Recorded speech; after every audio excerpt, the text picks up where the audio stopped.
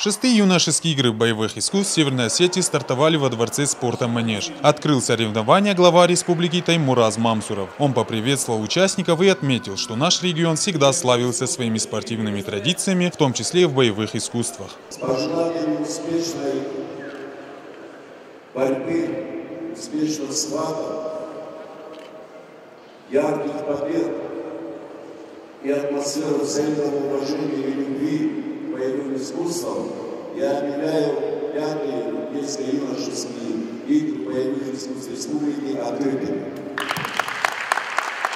В соревнованиях принимают участие более 1000 спортсменов. Тайский бокс, джиу-джитсу и кикбоксинг – это лишь малая часть единоборств, представленных на играх. Юноши в возрасте от 12 до 17 лет определяют сильнейших спортсменов. Лучшие выступят на всероссийских играх в Анапе. И вот уже на протяжении 6 лет наша команда всегда приезжает победительницей в своей зоне номер 2, где население составляет до 1,5 миллиона человек.